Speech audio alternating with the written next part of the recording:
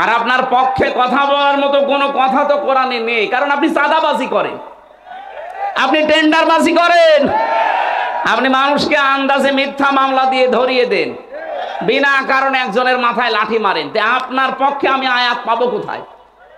যারা এই 3 মাসে টেন্ডারবাজি করে নাই, চাঁদাবাজি করে নাই, যারা মানুষকে আরো সাহায্য করেছে, তাদের পক্ষে তো কোরআনের আয়াত আছে না নেই? বলতে গেলে তো সেগুলো আসবে, আপনার পক্ষে নেই, তাই আমি বলতে পারি না। আপনি নতুন কোরআন এনে দেন, আমি সেখান থেকে ব্যাখ্যা করছি। তাছাড়া এই কোরআনে আপনার পক্ষে যাওয়ার মতো কোনো কথা নেই, কারণ আপনি মানুষের তৈরি করা আইন কায়েম করতে চান। এই বসেন, সব বসেন। দাঁড়িয়ে না থেকে একটু বসা যায় না? ভালো লাগবে। হ্যাঁ, আপনাদের আলাদা করে বলা লাগবে কেন? বসেন।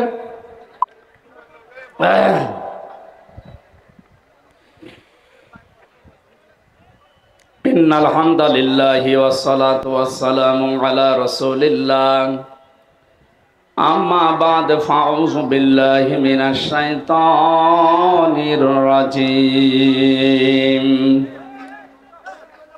বিসমিল্লাহির রহমানির রহিম।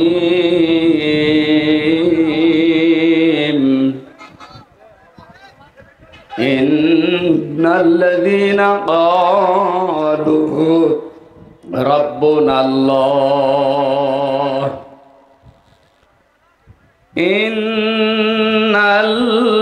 ইন্নাল্লাযীনা ক্বালু রাব্বুনাল্লাহু সুম্মা ইসতাকামু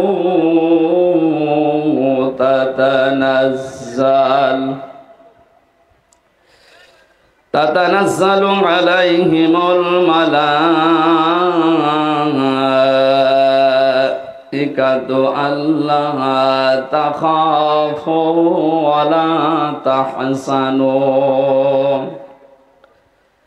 ওয়া বাশিরু বিল জান্নাতিল্লাতী কুনতুম তুআদুন।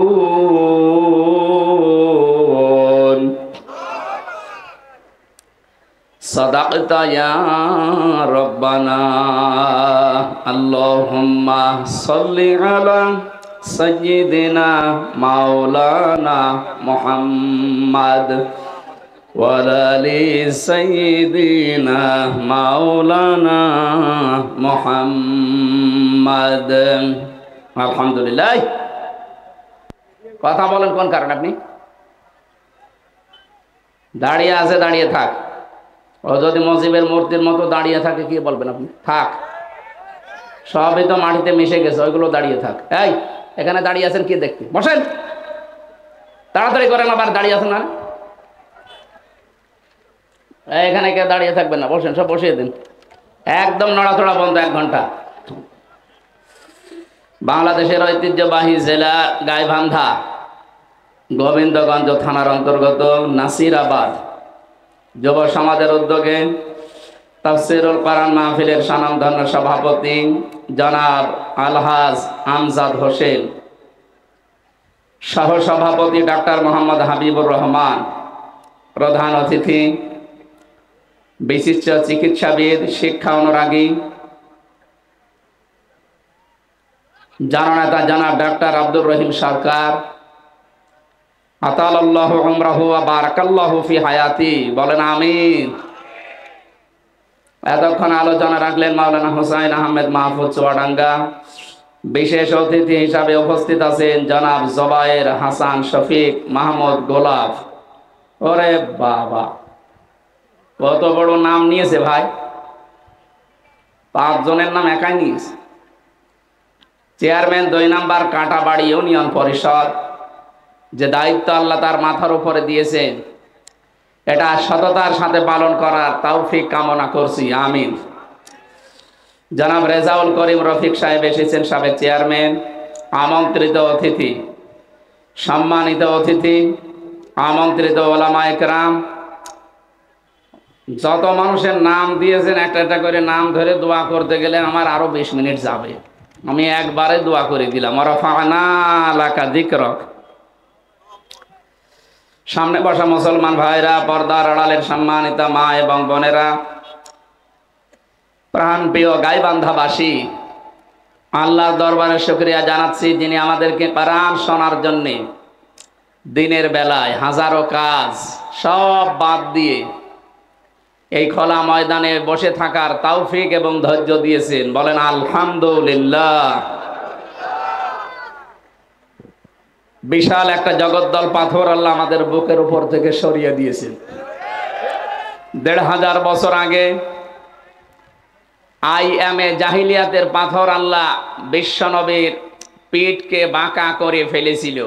ওয়াদানা আনকা ওয়িজরাক আল্লাযী আনকাযা যাহরাক।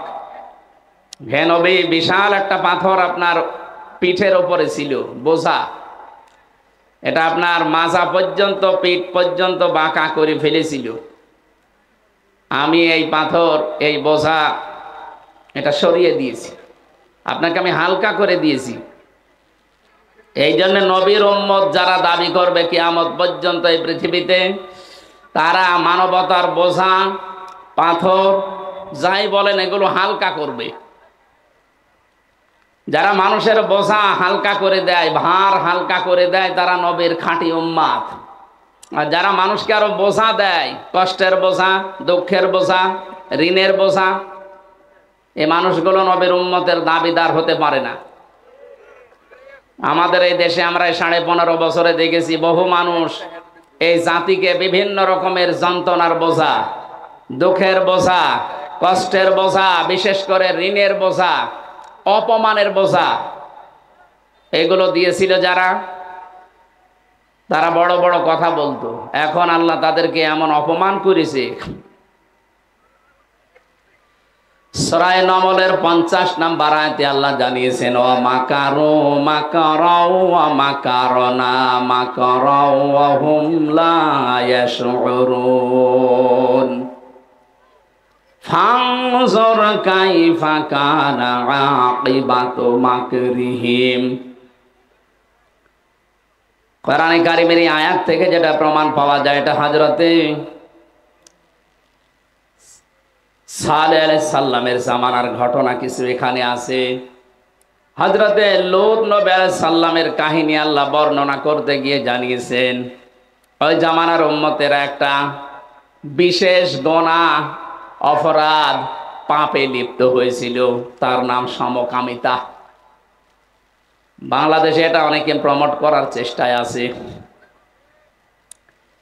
উপদেষ্টা মণ্ডলীতে যারা আছে তাদের ভেতরেও 2-1 জন এইটাকে প্রমোট করার জন্য, প্রতিষ্ঠিত করার জন্য বিভিন্ন কায়দা কৌশল করছে। আমরা স্পষ্ট জানাচ্ছি এটা আল্লাহর নিষিদ্ধ। এটা বাংলাদেশ জামাতে ইসলামী, বিএনপি এদের নিষিদ্ধ কাজ না, এটা একেবারে সরাসরি নিষিদ্ধ কাজ। কার?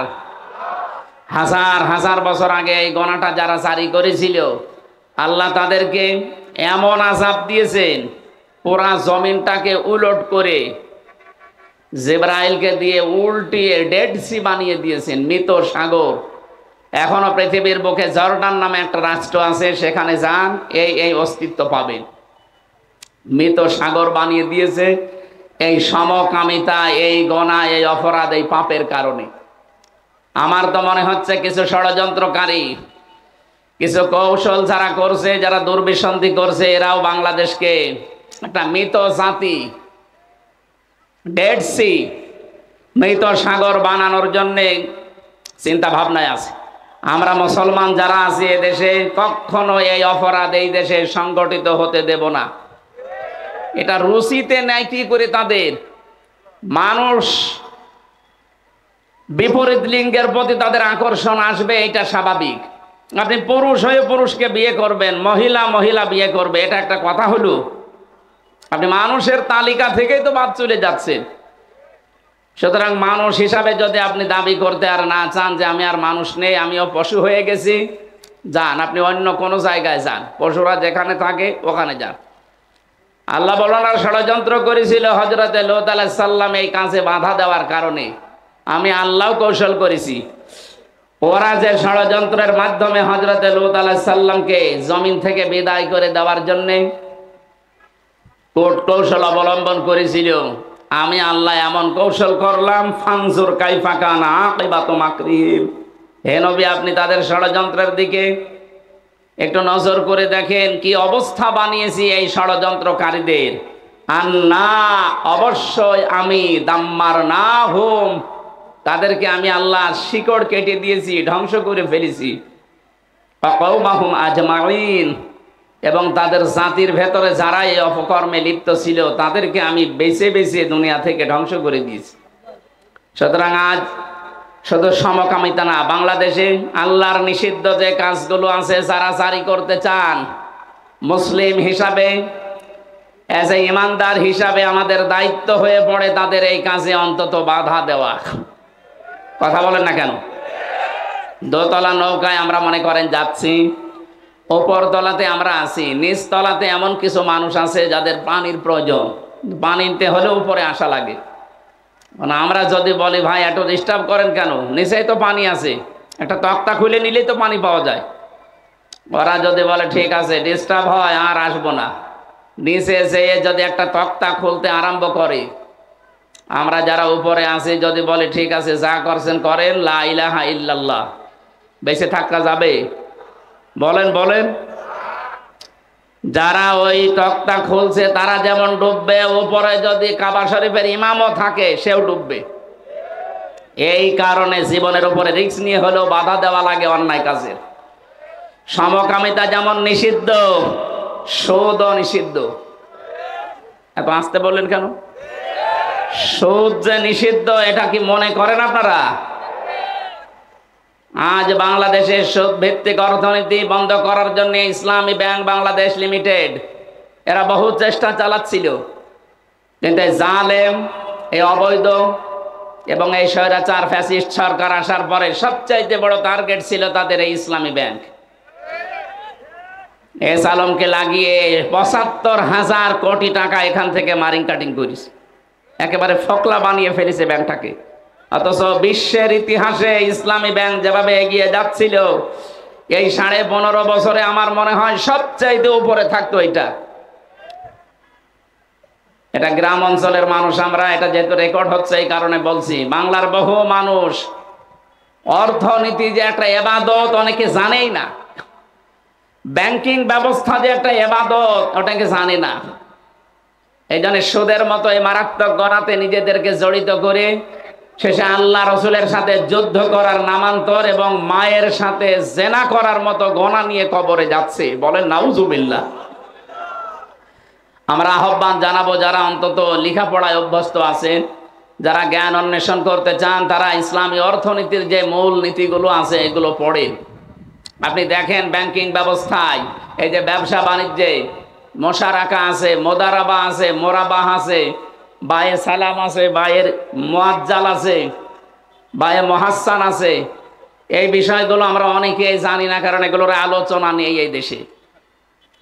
সুদ ভিত্তিক অর্থনীতির উপরে অঙ্ক কষা হয়, আমাদের সিলেবাসে এই নিয়মগুলো দেওয়া হয়, কিন্তু কোরআনে কারিম বর্ণিত সুদের বিরুদ্ধে যে অর্থনীতি আছে জাকাত ভিত্তিক, এইটার কোনো আলোচনা আমাদের সিলেবাসে নেই। এজন্য অধিকাংশ শিক্ষিত মানুষ, এমনকি আলেম সমাজ এ বিষয়ে আমরা সচেতন না। আমি সহ আজকে থেকে যারা এসেছি এটা একটা ইবাদত মনে করি। এই বিষয়ে জ্ঞান অর্জন করার মাধ্যমে এই পাপ থেকে বাঁচার জন্য চেষ্টা চালাতে হবে।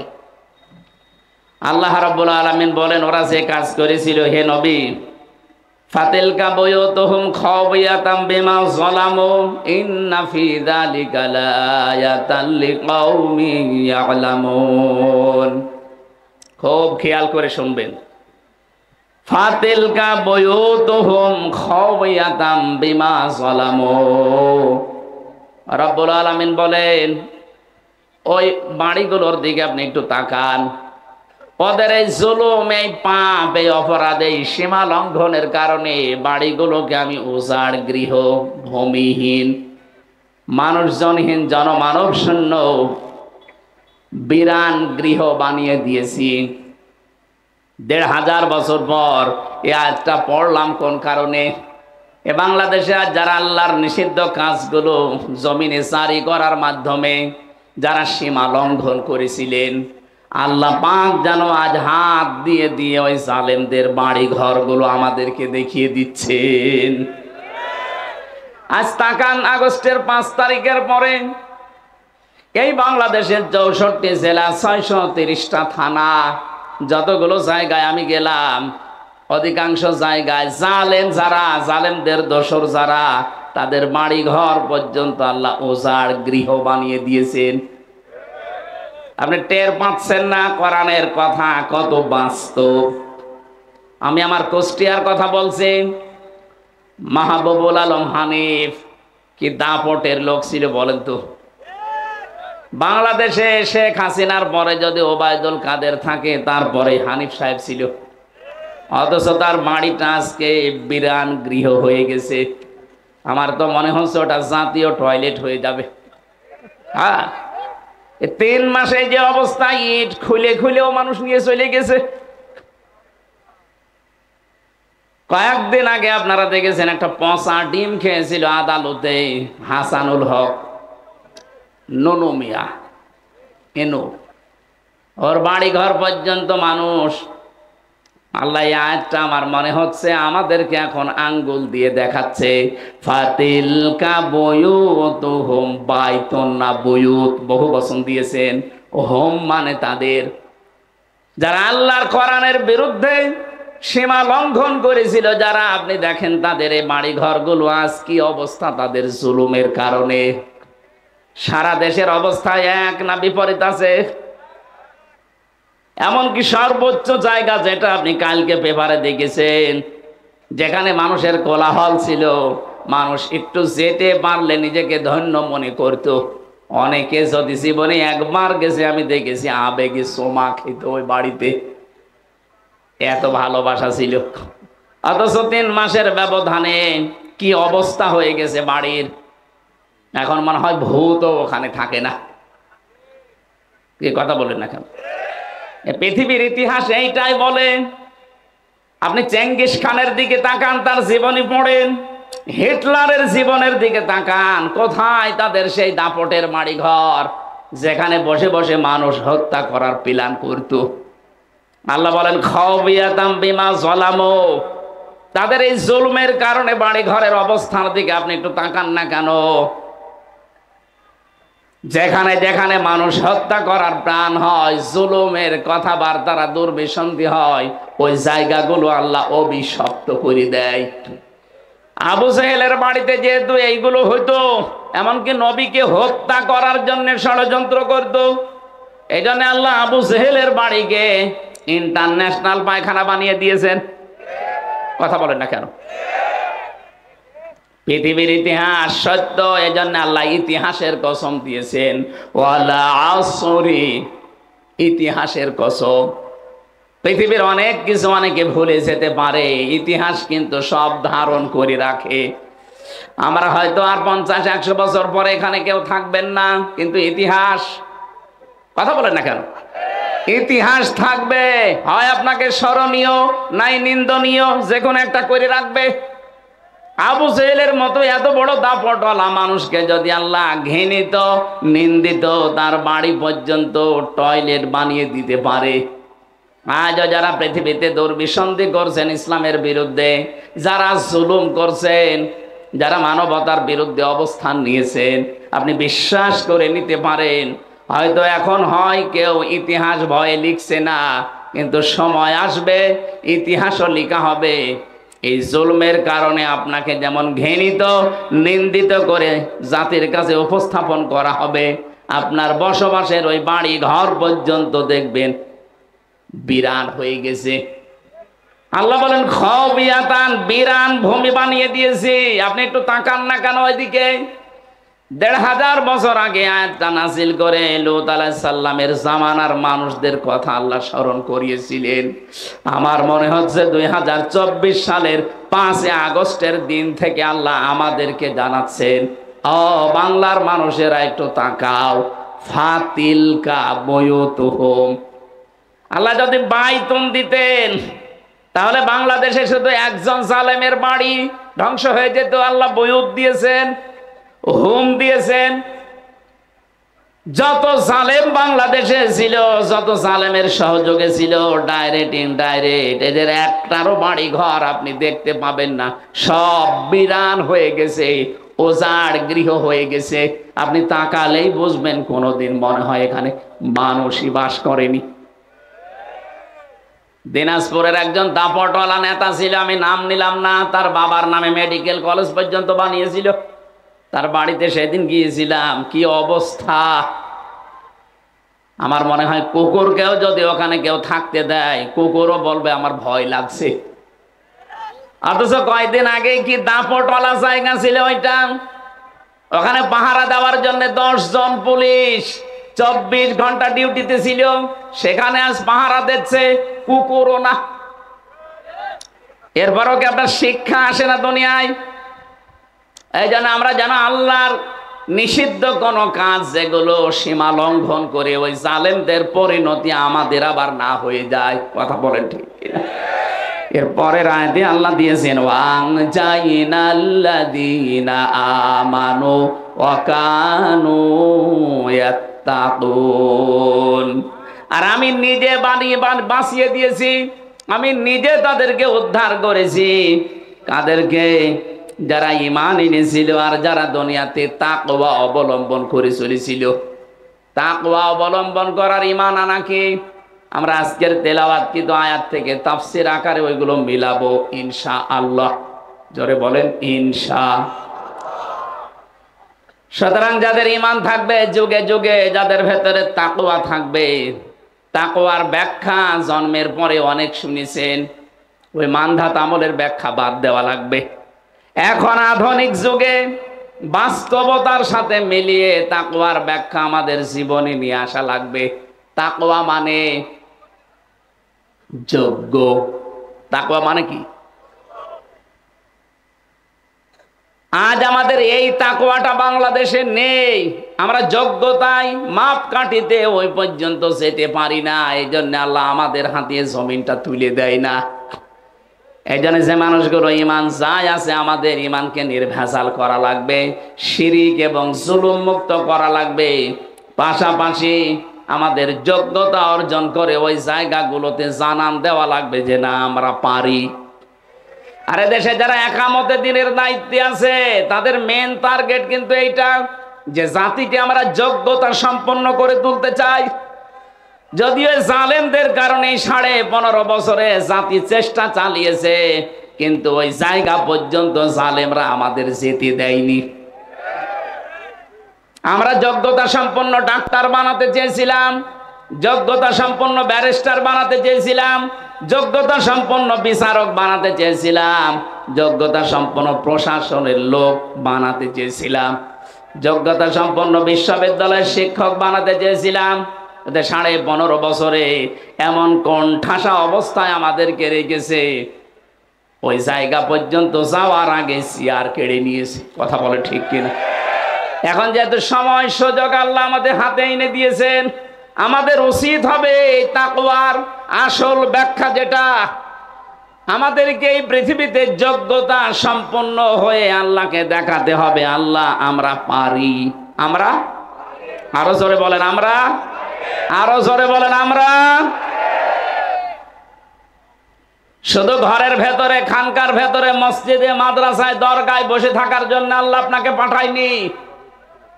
আল্লাহ পাক বলেন ইন্নী জাইলুম ফিল আরদি খলিফা, আমি জমিনে খলিফা পাঠাতে চাই। আল্লাহ কিন্তু এখানে বলেননি ইন্নী জাইলুম ফিল মাদারিসি খলিফা, ইন্নী জাইলুম ফিল মাসাজিদি খলিফা, ইন্নী জাইলুম ফিল খানকা খলিফা। আমি মসজিদে, মাদ্রাসায়, খানকায় খলিফা পাঠাতে চাই। এ কথা কোরআনে আছে। আরো জোরে বলেন। জবাব দেওয়া লাগবে, কথা বুঝলে বলেন। আল্লাহ কি কোরআনে কোন জায়গায় দিয়েছেন আমি খানকায় খলিফা পাঠাতে চাই? বাংলাদেশে যত খলিফা কোন জায়গা থেকে আসে? খানকা, দরবার থেকে খলিফা আসে। কিসের খলিফা আপনি? আপনাকে আল্লাহ দরবারে পাঠিয়েছে, মসজিদে, মাদ্রাসায়, খানকায়, দরবারে না। আল্লাহ বলেন ইন্নী জাইলুম ফিল আরদি খলিফা, জমিনে পাঠাতে চাই। এ জমিনটা আজ 53 বছর ফাঁকা ছিল, খলিফার দায়িত্ব আমরা পালন করতে পারি না, এজন্য জালেমরা 180 মাইল বেগে চালিয়েছে। আপনি কথার অর্থ না বুঝলে অন্তত যারা স্টেজে আছে তারা বোঝার চেষ্টা আছে। আজ আমরা খেলাফতের দায়িত্ব পালন করা ভুলে গেছি। আজ খলিফা কাদেরকে বলা হয়? যারা জামা কাপড় সেলাই করে ওরা খলিফা। কথা বলেন না কেন? এমনকি কুষ্টিয়া এলাকায় যে মানুষগুলো চুল কেটে দেয় তাদেরকেও খলিফা বলে। এলাকায় আছে কিনা জানি না। নাপিত বলে, খলিফাও বলে, বলে খলিফার কাছে যাচ্ছি। চুল কেটে দিলে যদি খলিফা হয়, কাপড় চোপড় সেলাই করলে যদি খলিফা হয়, আল্লাহ যে খলিফা পাঠালেন ওই খলিফা কোথায় পাবেন আপনি? ওদেরকে তো জমিনে পাওয়া যাওয়া লাগবে। ইন্নি অবশ্যই আমি জাইলুম ফিল আরদি খলিফা। কোরআনের আয়াতে এত সহজ শব্দ বোঝেন না কেন? আল্লাহ কি বলতে পারতেন না ইন্নি জাইলুম ফিদ দরবার খলিফা, যে আমি দরবারে পাঠাবো খলিফা? উনি যখন বললেন জমিনে পাঠাবো, জমিনে আমরা কই? আল্লাহর খলিফাদেরকে তো দেখা যায় না। আল্লাহর খলিফাদের যখন জমিনে আসতে বলা হয়, বড় বড় টুপি মাথায় দেওয়া, জোব্বা গায়ে দেওয়া, বিশাল পাগড়ি মাথায় দিয়ে বলেন না আমরা জমিনের খলিফা না, আমরা দরবারের। কোন জায়গায়? আমরা খানকার খলিফা। পিটিয়ে লম্বা করবে আল্লাহ তোমারে, আমার খানকার খলিফা বানিয়েছে আল্লাহ। জমিনে আর সুদ ঘুষ সমকামিতা পর্যন্ত আরম্ভ করার চেষ্টায় আছে। এমনকি আগস্টের 5 তারিখের আগ পর্যন্ত আল্লাহর সার্বভৌমত্বে যারা বিশ্বাস করে তাদের নিবন্ধন পর্যন্ত এই জালেমরা বাতিল করে দিয়েছিল। কোনদিন চিন্তা আসে না, খালি আন্দাজে দোষ দেন ওদের আকীদা খারাপ। ওরে শয়তান!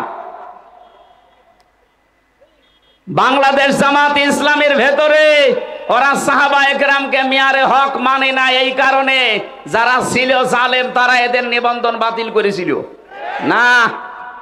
আপনি জিজ্ঞেস করে দেখেন তো যে সাহাবা একরামকে মিয়ারে হক মানে না এই কারণে নিষিদ্ধ? জীবনও না।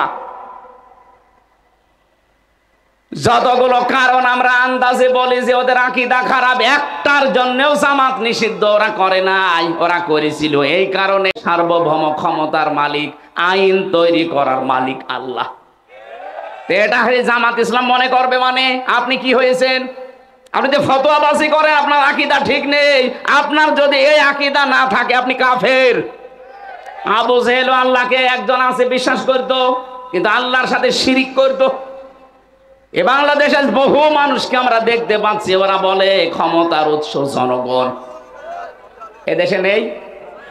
আপনি টাটকা নির্ভেজাল মুশরিক, আপনি লিখে নেন টাটকা নির্ভেজাল মুশরিক। আপনি আপনার জুব্বা যত বড় থাক আর যত বড় দরবারের খলিফা হন, যারা ক্ষমতার উৎস জনগণ বলে এরা মুশরিক।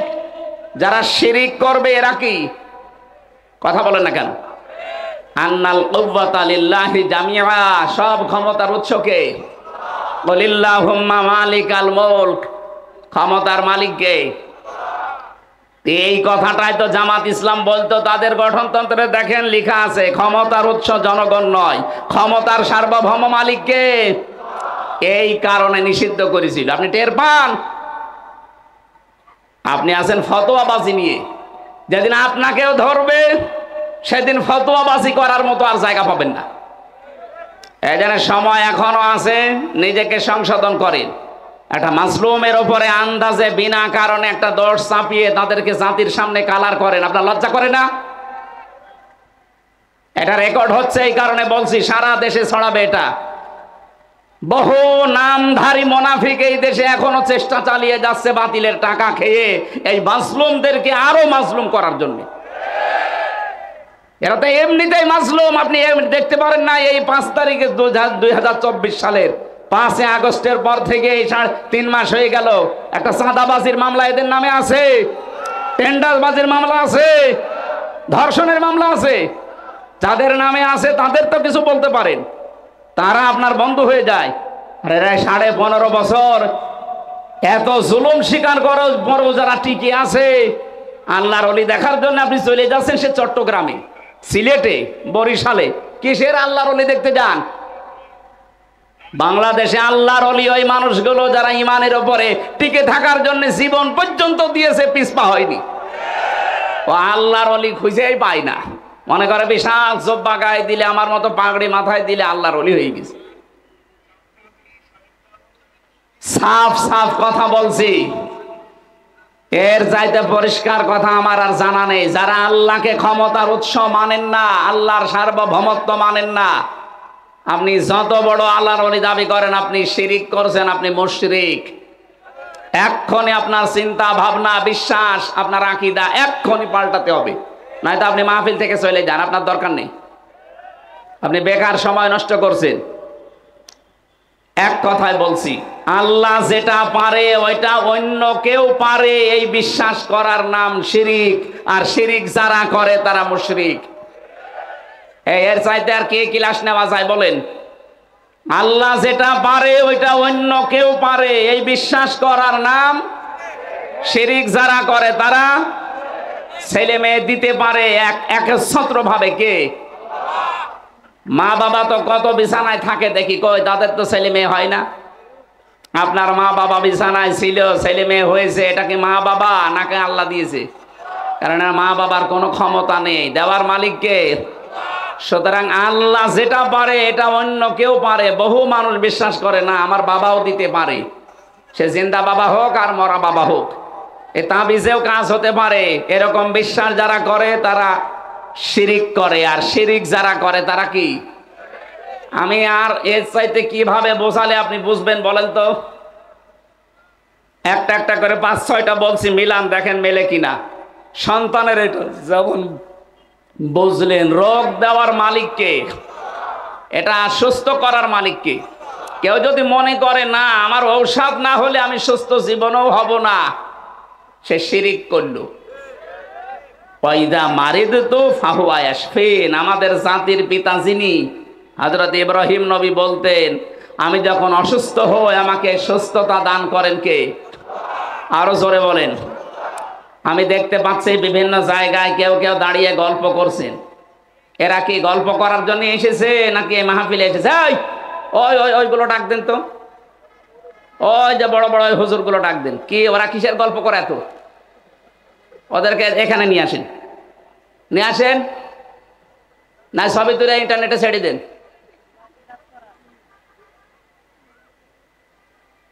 হ্যাঁ, আপনারা বাড়ি থেকে এসেছেন এই জায়গায় কোন কারণে বলেন তো? আপনি যে গল্প করছেন, আমি যত ছোট মানুষ হই আমি আপনাদের মেহমান। নবীজি বলেন আল্লাহর কিয়ামতে কেউ যদি বিশ্বাস করে সে যেন মেহমানকে সম্মান করে। আপনি আমার এই সম্মান দিচ্ছেন? আমি গলা ফাটাচ্ছি একটা জিনিস বোঝানোর জন্য, আর ও বসে বসে গল্প করছে দাঁড়িয়ে। না, আমি আপনার উপরে কিন্তু আমি এখন মুসাফির অবস্থায় আছি, মনটা খারাপ করবেন না। বসেন, যেখানে জায়গা পান বসে যান, না স্টেজে আসেন।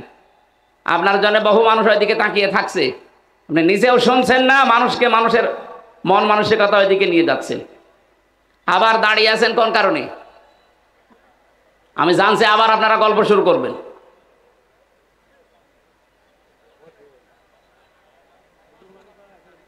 না, আমার মনে হয় এরা আবার গল্প আরম্ভ করবে। দেখেন তো কারা এরা, কোন জায়গা থেকে এসেছে? মনে হয় অন্য জেলার লোক। না, এটা গাইবান্ধা জেলা রংপুর বিভাগের লোক, তো হাবা গোবা হবে। এরা এত চালাক, এ মনে হয় বগুড়ার লোক। রাজশাহী বিভাগের লোক তো চালাক আছে। আরো কিছু কিছু জায়গায় দেখছি গল্প করছে, আমার চোখ না, এটা কিন্তু রাডার। আরো 2 দল দেখতে পাচ্ছি, এরা গল্প করছে। ওই যে মোটরসাইকেলের মামি বাদাম খাচ্ছে আর গল্প করছে, মনে হচ্ছে প্রেমিক প্রেমিকা।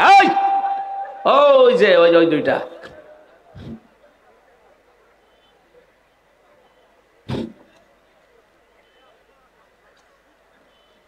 গাইবান্ধাবাসী আরো অ্যাক্টিভ হন, এদিকে তাকান। আমি যে শিরিকটা দূর করার জন্য বারবার কতবার বললাম, এক কথা বলেন, আল্লাহ যেটা পারে ওটা অন্য কেউ পারে, বিশ্বাস আমাদের আছে। যাদের আছে ওরা শিরিক করছে, আর শিরিক করলে সেই লোকটা কি? আরো জোরে, আলা লাহুল খালকু ওয়াল আমরু। তাবারাকাল্লাহু রাব্বুল আলামিন। জমিন বানিয়েছি আমি, আইন চলবে আমার, এ কথা কার? তাহলে আল্লাহ বাদে অন্য কারো আইন যারা চালাতে চায় তারা শিরিক করছে, আর শিরিক করছে ওরা মুশরিক। কি আর কি বলবো বলেন? এরপরও যদি না বোঝার ভান করে থাকেন, এরপরও মানুষের তৈরি করা আইন যারা প্রতিষ্ঠা করতে চায় তাদের পেছনে কাজ করেন, আর মুসলমান দাবি করেন, নামাজ পড়েন, ভণ্ডামি করার জায়গা পান না। এই কথাগুলো পরিষ্কার করে বলার জন্য আসি, তখন বলে হ্যাঁ উনি দাড়ি পাল্লায় ভোট চাই। আরে শয়তান, দাড়ি পাল্লা মার্কা এখন আছে? বলুন, এখনো পর্যন্ত তো মার্কাই পাইনি। কবে ভোট চালাম আমি আপনার কাছে?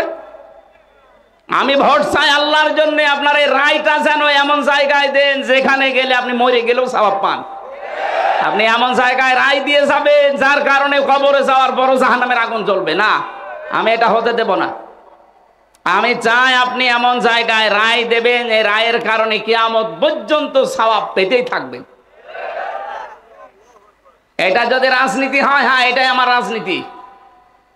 কোরআনে কারিমের কথা বলার জন্য আমাদের অভিভাবক যারা সর্বোচ্চ দায়িত্বশীল বলেছে তাফসীর মাহফিলে কোরআন দিয়ে কথা বলবেন। তো কোরআনের কথা শুধু নামাজের আছে, রোজার আছে কেন? রাসূলুল্লাহর জীবনে 10 বছর উনি প্রেসিডেন্ট ছিলেন, এটা কোরআনের কথা না? এটা হাদিসের কথা না? তা আপনাকে এই যে আব্দুর রহিম সরকার সাহেব তো এইটাই বোঝাচ্ছিলেন যে শুধু নামাজ পড়বো, রোজা রাখবো, খানকায় আমি বসে জিকির করব। কেন? সংসদে শয়তান যাবে, ওখানে সে আল্লাহর আইনগুলো ওখানে কায়েম করা লাগবে না?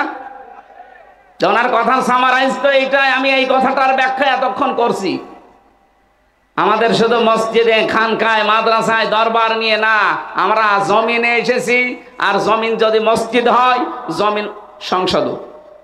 সংসদ কি জমিনের বাইরে? ওখানে যাবে কি শয়তান? আপনাকে যাওয়া লাগবে না। এটা যদি ইবাদত কেউ মনে না করে তার ইমানের ঘাটতি আছে। কেউ যদি মনে করে এটা দুনিয়ার কাজ, দুনিয়ার কাজ মানে দুনিয়ার কাজ বলে কিচ্ছু নেই। যা করবেন এইটা দিয়ে আপনার আখিরাত তৈরি হবে, হয় জান্নাত না জাহান্নাম। এমনকি কেউ যদি টয়লেটেও যায়, এইটা দিয়েও তার আখিরাত তৈরি হয়। এই যে ঠিক বললেন, আন্দাজে না বুঝে? বুঝে বলেছেন? হ্যাঁ আলহামদুলিল্লাহ, যে বলেছেন ঠিক, হ্যাঁ ও বুঝে বলিস। আমি 8-10 মিনিট টয়লেটে থাকি, বাম পা দিয়ে প্রবেশ করে দোয়া পড়লাম, ডান পা দিয়ে বের হওয়ার সময় দোয়া পড়লাম। যতক্ষণ আছি পুরাটাই আমার ইবাদত। একটা টয়লেট করা যদি 8-10 মিনিট ইবাদত হয়, এ জমিন আল্লাহর নবী 10টা বছর দিয়ে কোরআন দিয়ে চালিয়েছিলেন, এইটা ইবাদত মানেন না, এটা রাজনীতি মনে করেন। আপনি কি? আমার মনে হয় 1500 বছর পার হয়ে গেছে। এখন যদি নবীজি আসতেন, আপনি নবীকেও বলতেন নবী মনে হয় ওই দলের, এটা বলতেন না? বাংলাদেশের বিভিন্ন জায়গায় এই নামধারী জালেম তো বিদায় নিয়েছে, কিছু মুনাফিক এরা এই কথা বলতে চাচ্ছে যে আমাদের পক্ষে কথা বলে না, শুধু এই দিকে টেনে বলে। আরে ভাই, আমি আপনাকে চিনি, আর আপনার পক্ষে কথা বলার মতো কোনো কথা তো কোরআনে নেই, কারণ আপনি চাঁদাবাজি করেন, আপনি টেন্ডারবাজি করেন, আপনি মানুষকে আন্দাজে মিথ্যা মামলা দিয়ে ধরিয়ে দেন, বিনা কারণে একজনের মাথায় লাঠি মারেন। আপনার পক্ষে আমি আয়াত পাবো কোথায়? যারা এই 3 মাসে টেন্ডারবাজি করে নাই, চাঁদাবাজি করে নাই, যারা মানুষকে আরো সাহায্য করেছে, তাদের পক্ষে তো কোরআনের আয়াত আছে না নেই? বলতে গেলে তো সেগুলোই আসবে। আপনার পক্ষে নেই তাই আমি বলতে পারি না। আপনি নতুন কোরআন এনে দেন, আমি সেখান থেকে ব্যাখ্যা করছি। তাছাড়া এই কোরআনে আপনার পক্ষে যাওয়ার মতো কোনো কথা নেই, কারণ আপনি মানুষের তৈরি করা আইন কায়েম করতে চান। মানুষের তৈরি করা আইন যারা প্রতিষ্ঠা করতে চায় তাদের পক্ষে কোনো আয়াত কোরআনে আছে? কাদের পক্ষে আছে? যারা আল্লাহর আইন, আল্লাহর খলিফা হয়ে জমিনে কায়েম করতে চায়। কথা বলেন না কেন? আর এটা করতে গেলে ঝামেলা আসবে, আর এই ঝামেলা মাথায় নিয়েই কবর পর্যন্ত যাওয়া লাগবে। আর এই সমস্ত সিদ্ধান্ত নিয়ে এই লোকটা এসেছে। আপনি তাকান না কেন এই লোকটার দিকে? এনাকে আল্লাহ যে সম্পদ দিয়েছে, ওনার যে প্রভাব প্রতিপত্তি, এই রক্ত পিচ্ছিল রাস্তায় না এসে যদি কোনো দরবারে বসে জিকির করতো, জীবনটা কেটে চলে যেত না? না, আতঙ্কে থাকা লাগে এখন। কোন কারণে? নিজের কারণে, আল্লাহর বিধানের কারণে। আমারও আল্লাহ যা দিয়েছে, আমার বাবার যা আছে, আমি যদি মরণ পর্যন্ত শুধু জিকির করি, আমার কোনো অসুবিধা নেই। কোন কারণে রক্ত পিচ্ছিল পথে আসা লাগবে আমার? কারণ আমি নামাজকে যেমন ইবাদত মনে করি, রমজানের রোজাকে যেভাবে ইবাদত মনে করি, এই জমিনে আল্লাহর বিধান কায়েম করা লাগবে এটাও ইবাদত মনে করি। নামাজ পড়তে গেলে যদি বাধা দেন, আপনার খবর আছে? কথা বলে না কেন? আমি নামাজ পড়তে গেলে যদি আপনি বাধা দেন, আপনার খবর আছে না? আমি না, যে কেউ নামাজে বাধা যেই দেবে তার খবর আছে না নেই? রোজা রাখতে কেউ বাধা দিলে তার খবর আছে না নেই? হজ করতে যাব কেউ যদি বাধা দেয় তার খবর আছে না নেই? এ জমিনে দিন কায়েম করব যদি কেউ বাধা দেয়, ঠিক নামাজের মতোই তার কি আছে? এই সহজ কথা না বুঝে শুধু উল্টা দিকে নিয়ে যা, আমার বিরুদ্ধে বলে। আর তো চরিত্র আছে, তোর পক্ষে বলা লাগবে। এরকম কড়া ভাষা বলার পরেও যদি কারো বিবেকের উপরে দাগ না কাটে, আমার মনে হয় ওর বিবেকের উপরে কুকুরে পোশাক দিয়েছে। আল্লাহ আপনাদেরকে সম্মতি দিন, বলেন আমিন। আমার আজকের আলোচনার বিষয় আমি সাজিয়েছিলাম, গাড়িতে আসার সময় লিখছিলাম সুসংবাদ। বহু দুঃসংবাদ শুনেছি 15.5 বছর, এখন আমরা সুসংবাদ শুনতে চাই। আর সুসংবাদ দিতে পারে কে বলেন তো? সূরা হামিম সাজদা 54টা আয়াত আছে, মাত্র একটা আয়াত পড়েছি, 30 নাম্বার আয়াত। আল্লাহ পাক আজকের আয়াতে কিছু সুসংবাদ আমাদেরকে দিতে চাচ্ছেন। যদি আমরা সত্যি আয়াতটা মেনে নিতে পারি, বাকি জীবনে আপনি আসলে সুসংবাদ পাবেন। জবান খুলে কোরআনের আয়াতটা আগে পড়েন। আউযু বিল্লাহি মিনাশ শাইতানির রাজিম। বিসমিল্লাহির রহমানির রহিম।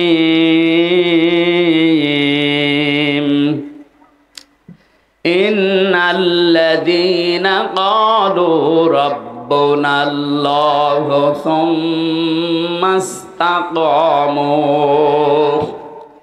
আল্লাহ পাক বলেন, অবশ্যই যারা একথা বলতে পারে যে আমাদের রব আল্লাহ, আমাদের রবকে, এটা কি শুধু মুখে মুখে? মন থেকে যারা একথা বলে আমাদের রব আল্লাহ, আমি তো দেখেছি এই কথাটা বলার কারণে বহু মানুষ এই দুনিয়াতে এমন অবস্থা তাদের হয়েছে, যেই দিন বলেছে ইন্না সলাতি ওয়া নুসুকি ওয়া মাহইয়ায়া ওয়া মামাতি লিল্লাহি রাব্বিল আলামিন।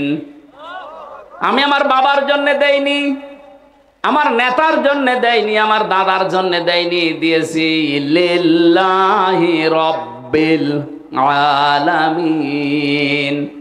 আমার নামাজ, আমার কোরবানি, আমার বেঁচে থাকা, আমার মরে যাওয়া সব আমি আল্লাহর জন্য দিয়ে দিয়েছি, যিনি বিশ্ব জাহানের রব। কি তিনি? কি রব? বলেন কি? এই শব্দটা শুনতে যত ছোট, এ বাস্তবতা অত ছোট না।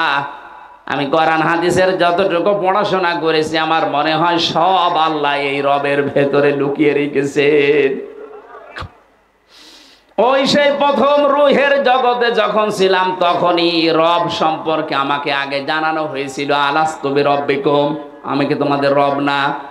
সবাই এক বাক্যে বলেছি, ক্বালু বালা, অবশ্যই আপনি আমাদের রব। এখান থেকে যখন মায়ের পেটে আসলাম, এরপরে দুনিয়ার জীবনে আসার সঙ্গে সঙ্গে রব সম্পর্কে আমাকে কিন্তু তথ্য জানানো হয়েছে। শুধু এতটুকুই শেষ না, এখান থেকে যখনই মানুষ মৃত্যুর দিকে ঢলে পড়ে, মরণের সময়ও তাকে রব সম্পর্কে জানানো হয়। মানুষ যখন মারা যায়, তখনই কিন্তু রব সম্পর্কে প্রশ্ন হয়, মার রব্বুকা। কথা বলেন ঠিক কিনা? একটা একটা করে মিলিয়ে দেখবেন, জীবনের শুরু থেকে শেষ পর্যন্ত সব জায়গায় সম্পর্ক রবের সাথে। এ বিশাল জীবনের এই যে রুহের জগৎ থেকে কবরের জগৎ পর্যন্ত যাবার বিশাল জায়গা, প্রতিটি জায়গায় রব, রব আর রব। দুনিয়ার এই ছোট্ট জীবনে যারা আমরা 60, 70, 80, 90 বছর হায়াত পাই, এই হায়াতে যারা এটাই টিকে থাকতে পারবে, আমার রব আল্লাহ, সুম্মা ইসতাকামু, খেলাধুলা করবে না, ইস্তেকামাত পয়দা করবে, এর উপরে টিকে থাকবে, অটল থাকবে, স্থিতিশীল থাকবে, তাতানাজ্জালু আলাইহিমুল মালাইকা। আল্লাহ পাক বলেন এই মানুষগুলোর বিপদে আপদে পড়লে আমি আল্লাহ ফেরেশতা নাজিল করেও সাহায্য করব। শুধু করব না, তাতানাজ্জালু মুজারে, বর্তমান ভবিষ্যৎ প্রেজেন্ট ফিউচার। এখন যেমন করছি একজন ফেরেশতা দিয়ে না, মালাইকা বহু বছর সামনে কিয়ামত পর্যন্ত রবের উপরে যারা টিকে থাকতে পারবে তাদেরকে সাহায্য করবেন কে? আল্লাহ এতটুকু দুনিয়ায় শেষ করেন নি। ওয়াবশিরু, আল্লাহ বলেন আল্লাহ তাখাফু ওয়ালা তাহজানু। তাদেরকে আমি এই কথা ফেরেশতাদেরকে দিয়ে বলাই, বলো তাদেরকে কোনো ভয় নেই, তোমাদের কোনো চিন্তা নেই। এজন্য যারা আল্লাহকে রব বলার পরে টিকে থাকতে পারে ওদের ভেতরের ভয় আল্লাহ দূর করে দেয়। আপনি দেখবেন ওরা ভয়হীন হয়ে যায়। দুনিয়ায় যত রকমের ভয় তাদেরকে দেখানো হয়, কোনো ভয় তাদেরকে কাবু করতে পারে না। 8 বছর 10 বছর আয়না ঘরের মতো জায়গায় থেকে এসে তো আমার মনে হয় তারা তাওবা করে আল্লাহকে ভুলে যাওয়ার কথা ছিল। কিন্তু তাকান ব্যারিস্টার আরমানের দিকে, আগের চাইতে ঈমান আল্লাহ তার আরো বাড়িয়ে দিয়েছে। এই জন্য যারা আল্লাহকে রব বলার পরে সত্যি টিকে থাকতে পারবে এদের ভেতর থেকে ফেরেশতারা 2টা জিনিস দূর করে দেবে। আল্লাহ তাখাফু ওয়ালা তাহজানু, কোনো ভয় নেই, কোনো চিন্তা নেই। ওয়াবশিরু বিল জান্নাহ, ওই জান্নাতের সুসংবাদ গ্রহণ করেন। আল্লাতী কুনতুম তুআদুন, যার ওয়াদা আল্লাহ তোমাদের সাথে করেছেন। আল্লাহ আমাদের সাথে যে ওয়াদা করেছেন জান্নাতের, এই সুসংবাদটা পাওয়ার জন্য 2টা কাজ দুনিয়ায় মাস্ট বি এখন থেকে আরম্ভ করা লাগবে। আল্লাহকে রব বলে স্বীকার করার পর তার ওই কথার উপরে টিকে থাকা লাগবে। কথা বলেন ঠিক কিনা? এবার আসেন শব্দের ব্যাখ্যাগুলো যাই। প্রথম শব্দ কোরআনের এটাই বেশি, রব্বুন আল্লাহ, আমাদের রব। তোরা কোরআন শরীফের ভেতরে এই র আর বা এই শব্দটা আমি যত জায়গায় পেয়েছি 19টা অর্থে পেয়েছি। রব শব্দের সামারাইজ করে করে আমি 5টা অর্থে নিয়ে এসেছি। এই 5টা বিষয় যারা দুনিয়াতে মেনে চলতে পারবে কবরে যাওয়ার সঙ্গে সঙ্গে তারা বলতে পারবে রব্বি আল্লাহ, আমার রব আল্লাহ। জোরে বলেন সুবহানাল্লাহ। তাহলে প্রথম নাম্বারে কি আমি তাফসীর থেকে নোট করেছিলাম, 1 নম্বরে রব শব্দের অর্থ, রব মানে সৃষ্টিকর্তা। রব মানে কি? আমার যে সৃষ্টিকর্তা একজন আছে তিনি আমার রব। এটার প্রমাণ আপনি কোরআনে কারিম পড়লে প্রথম যে আয়াত নাজিল হয়েছিল ওখানেই পাবেন, ইকরা বিসমি রাব্বিকাল্লাযী খালাক। পড়ো তোমার ওই প্রভুর নামে যিনি তোমাকে বানিয়েছেন।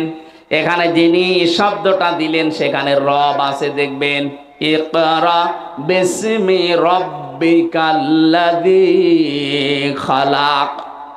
আমাকে সৃষ্টি করেছে তার নাম কি? রব। বলেন বলেন, এই কথাটা আল্লাহ প্রথমে দিলেন কেন? মানুষ যদি এই শব্দ নিয়ে চিন্তা ভাবনা করে আমার রব আমাকে বানিয়েছে, কি দিয়ে বানিয়েছে একটু দেখি। হালাতা আলাল ইনসানি হিনুম মিনাদ দাহরি লাম ইয়াকুন শাইআম মাযকুরা। আল্লাহ পাক বলেন তোমার জীবনে কি এমন সময় যায়নি হামজা যে সময় উল্লেখ করার মতো তুমি কিছু ছিলে না? তোমার নাম ছিল না, পরিচয় ছিল না, তুমি যে চেয়ারে বসবে এটা তো কল্পনাই করা যায় না।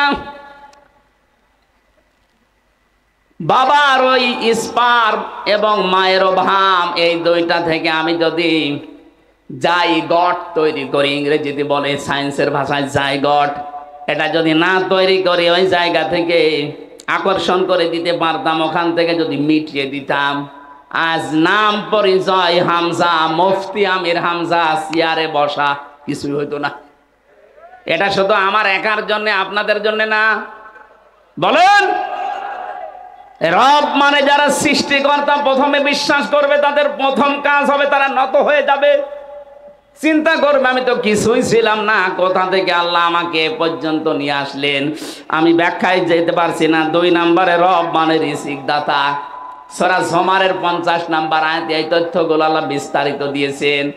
যারা দুনিয়াতে রিজকের মালিক চাকরিকে, রিজকের মালিক ব্যবসাকে, রিজকের মালিক জমি জায়গাকে না, রিজকের মালিক দলীয় নেতাকে না, রিজকের মালিক মনে প্রাণে বিশ্বাস করবে কাকে?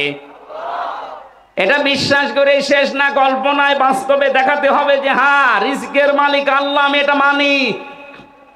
হযরতে সুলাইমান নবী আলাইহিস সালামের যে ঘটনা আমরা শুনেছি সারা জীবন, রিজকের দায়িত্ব নবী পর্যন্ত নিতে পারে নাই। রিজকের দায়িত্ব নিয়েছিল শুধুমাত্র কে? এটা কিয়ামত পর্যন্ত তার আন্ডারে আছে।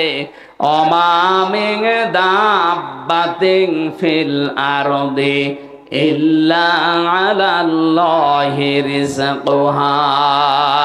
আল্লাহু আকবার। আমি তথ্যগুলো লম্বা করা যাচ্ছে না।